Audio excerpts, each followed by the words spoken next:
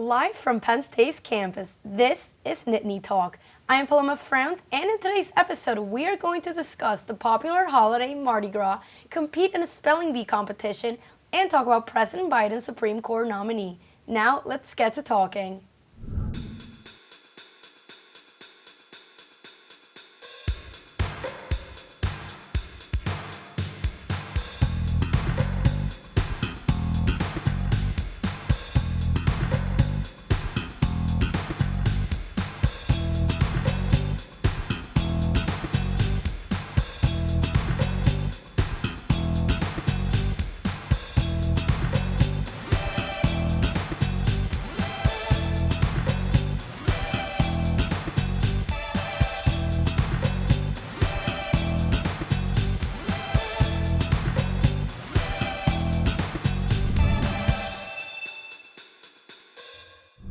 Welcome back to Nittany Talk. My co-host Caitlin Green and Caitlin Sheelan and I will be sharing our thoughts on Mardi Gras. So guys, what is the first thing you think of when you hear Mardi Gras? The first thing I think about is the crazy outfits and the bead and the food right away. I think that, New Orleans, the first thing that comes to mind. But it's funny because, I'm from Philly, and I know that they have, a small parade there, too. I think that it's something widely known throughout the world, but I guess we all do immediately think of New Orleans. I definitely think of, the food and the parties because it's just, one big, wild, parade, and then people are eating a bunch of food and they're dancing and just kind of, enjoying life. And in regards to, New Orleans, contrary to, probably what most people think, Mardi Gras was first celebrated in Mobile, Alabama, which I think is really interesting. Louisiana and Alabama are close, but I don't know, the correlation. Yeah, I had no idea. No, the first celebration, it was 60 miles outside of New Orleans, and it was originally thought to be, it translates to Fat Tuesday, because Mardi in French means Tuesday. So, and then over time it just kind of made its way to New Orleans, and that's where, Mardi Gras happens today.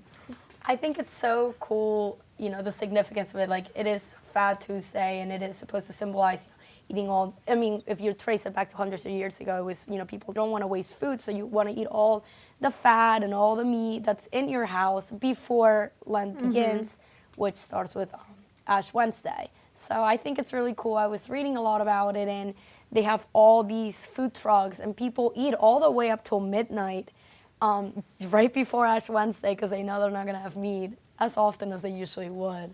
That sounds fun. I know New Orleans has been celebrating it for the past 200 years, which is a really long time, but I guess not as long as how long the holiday was celebrated. And I think it's crazy. It's so much fun. The parades throw things at the crowd. I know they throw beads, or there's funny parades that throws toilet paper at everyone and just random things, heels even sometimes. It's interesting because when I was, looking into it, and I've heard this, they used to celebrate Mardi Gras from weeks before, even closely after Christmas, all the way to Ash Wednesday. But as of the past few years, the past few hundred years probably, they have limited it to the 3 days before Ash Wednesday. I just can't imagine that the celebration been for weeks. That seems excessive. I know that's a lot of eating. That's a lot of partying. That's a lot of outfits. It is. The outfits are really extreme, and there's the feathers and the shoes, and it's a lot of work. I can't imagine how much time they spend. I would love to dress up together.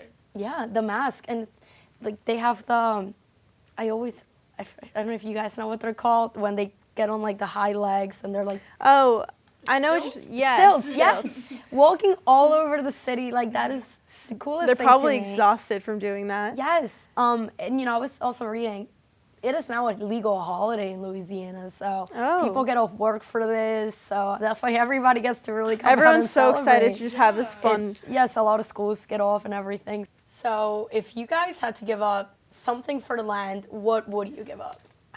Immediately, my first go-to answer is coffee. I drink way too much of it, and I rely on it way too much to get through the day. That's a good one. So coffee, caffeine for sure, it's gotta go.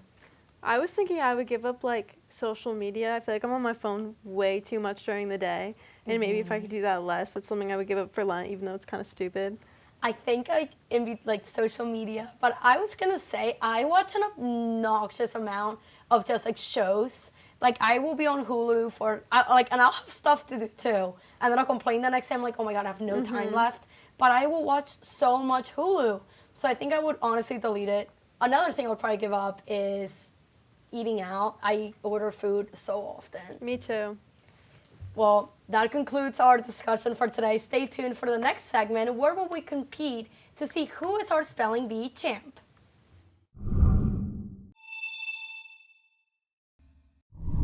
Hey Penn State, in honor of National Grammar Day, our hosts will be competing in our first ever Nittany Talk Spelling Bee. I will be asking each of the hosts to spell a word. After each of the hosts is done spelling, they will reveal their answers. If the host spells the word correctly, they earn 1 point. If they spell it incorrectly, they will not gain any points. At the end of the 3 rounds, the host with the most points at the end wins. All right, guys, are you ready? Yes. All right, our first word is Nittany.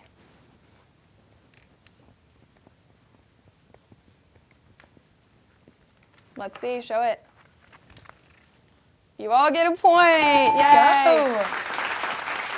All right, our next word is university. Show it. Good job. And this is the easy round, so we're going to have 3 different rounds, easy, medium, and hard. So don't get too confident right now. Athlete.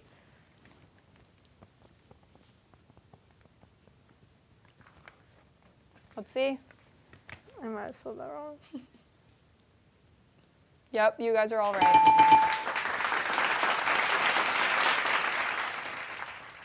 Next word, spoon.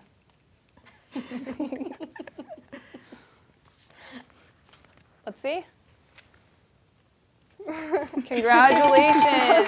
Second guessing myself. It's a pretty steady game right Always now. the easy words that I'm like, wait, that looks too easy. Can I spell this right? Ready? Brick. All right, let's see. All right, everyone, it's even playing game right now. We're gonna move on to the next round, medium, medium level. Contagious. Oh, goodness gracious.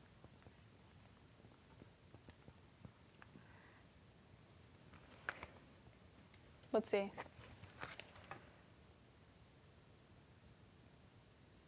You two get a point. Not you, Paloma. Oh my gosh. Oh, I thought it was an E. Oh, you never know. It's tricky.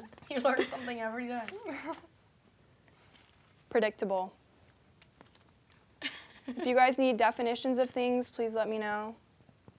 Or of using it in a sentence, I can provide that to you. Predictable. Let's see. I don't know. I think I got it. Paloma, you're right. Yes.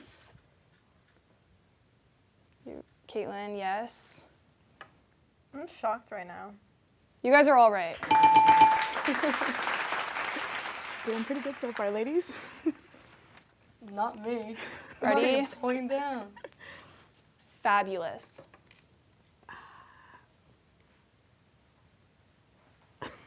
Okay, that one's kind of tricky. Fabulous. The dress on her looks fabulous. I'm confident. Oh my goodness.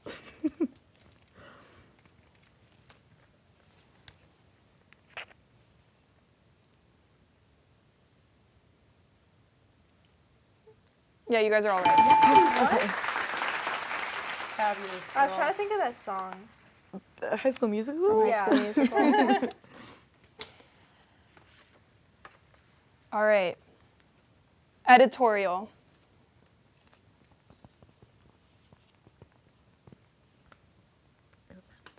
Okay. Let's see.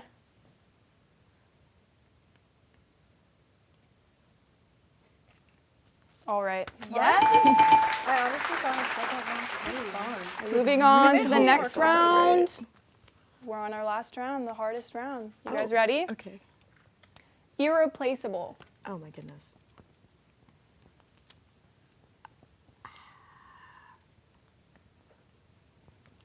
To look at it.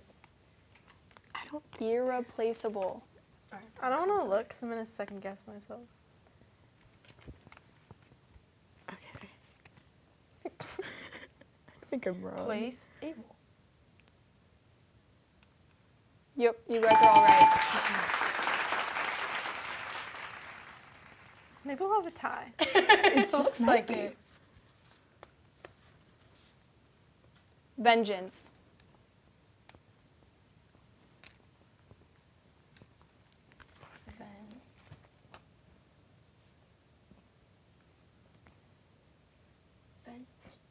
I don't know. All right, turn them around. No. Caitlin, very wrong. No, Caitlin's wrong. I'm wrong. Am I right? No, you're right. Wrong. Wrong. You guys all got it wrong.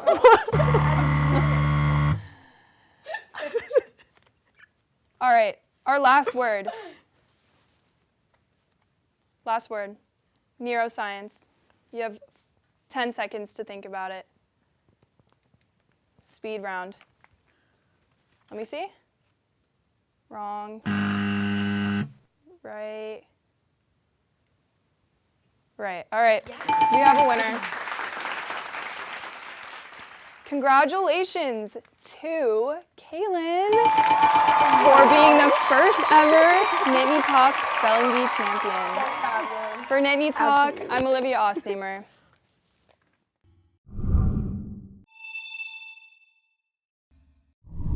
Welcome back to Nittany Talk. In our final segment of the day, we want to kick off the celebration of Women's History Month with a history-making nomination. President Biden has recently nominated Ketanji Brown Jackson to the Supreme Court last Friday. This action has set forth a movement in women's rights and representation for this country. Now, guys, what are our thoughts in the recent news? I mean, it's history making. They were talking about it, not that long ago, that it was that President Biden had promised that he was going to nominate a black woman to, run the Supreme Court, and it was just really interesting learning more about where she's come from. So she grew up in D.C. That's her hometown. So she's pretty familiar with the area and where she's going to be serving now. And she's her parents were teachers. She lived comes from a pretty humble background, and she went to Harvard University. And I had discovered that her guidance counselor had told her that she should aim lower when thinking about where she should apply.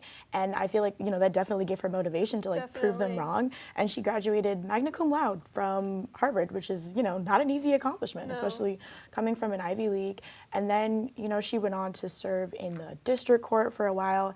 And I believe President Obama actually nominated her back in 2012 for that district court position.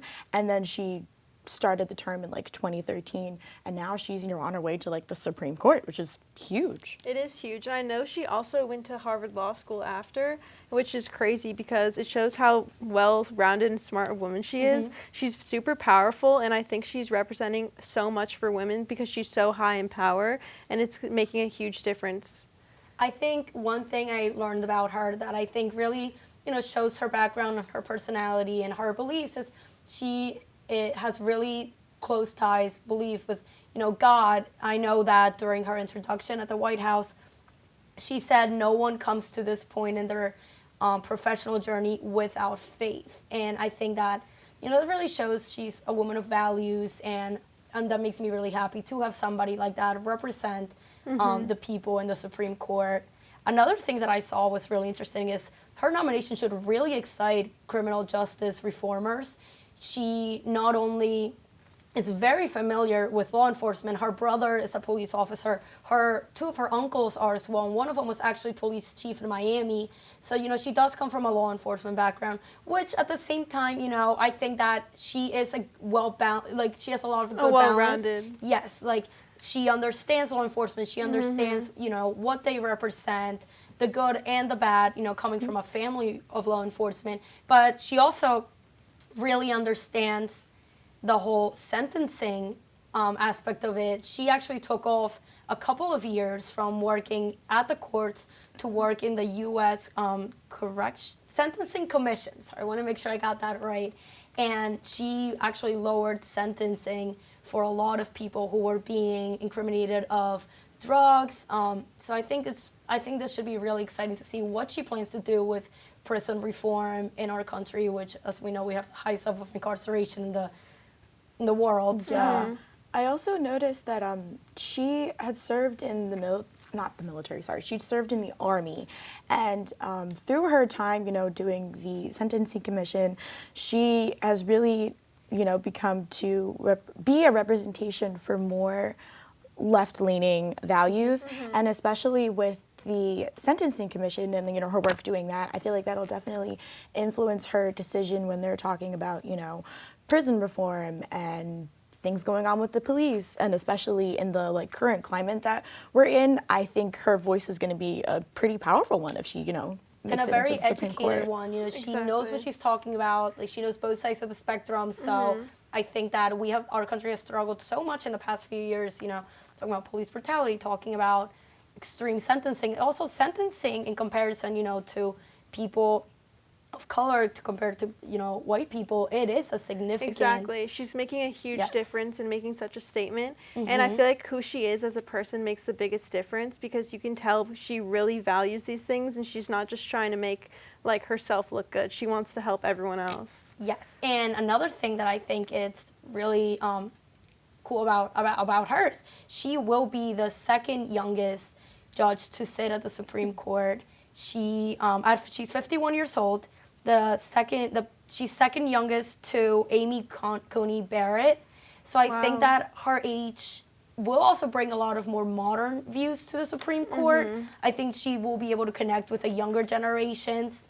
Different values. Yes. I feel like the younger generation definitely has been trying to push movements more, and then maybe she'll understand it more than people who had older values. I think that a lot of us will be able, especially, we are the next generation. We are the people who she will affect, and, the generations below us. And I think that we're just going to be able to connect with her a lot better, she'll be able to understand us better. And I honestly think that she will bring a lot of change to the Supreme Court. Yeah, and just not to mention, as a woman of color, I feel as though this is, not only it's huge, and not to mention amazing. she's a woman, and there haven't really been that many women in those places of power, and it's just really reassuring and really nice to see that women of color are being accepted, and realizing hey, they can fill these roles too. It doesn't just have to be a bunch of old white men. You're right. And it really shows our country's really advancing, evolving and growing, and our mind and people's minds are really growing and accepting that women can take on these power roles. African American people, Hispanic people, everybody can take on these roles, and it shouldn't matter. You got President Obama being elected. Now Kamala Harris is our vice president, and now potentially we could see a black woman sitting at the Supreme Court. So it really would be shows amazing. It'd advancement. be a huge impact on history, and it'll really inspire younger people who, like you were saying, Yes. her advisor said, don't shoot for the stars, and she did, and that really shows to all the younger generations, and even to people in college. It's you can go that far. For sure. If you put in, she clearly has worked for where she is Yes. now. She says faith, and I'm sure that is a huge part of it. But look at all the positions she's if you had. put in the work. All the roles that she has served. Yeah, she put in that work. She showed everybody, I can get there, and that's really inspiring and a really good story for everybody to learn. Exactly. For sure. And I feel like, with everything that's happened over the past, year and a half or so, I just really think that, if she, makes it all the way through the whole nomination process, that it's just going to be huge, because Kamala Harris has already, made her mark on history. She's the first woman to serve the vice president role, and she just so happens to be a woman of color. And things are really changing, and I'm, pretty hopeful. People are feeling represented, and I think it really is bringing the whole country together. So I'm excited to see what happens. I'm really excited to see where this goes. So that does conclude our discussion for today. Thanks for tuning into our show. And for Nittany Talk, I am Paloma Freund, and we'll see you next time.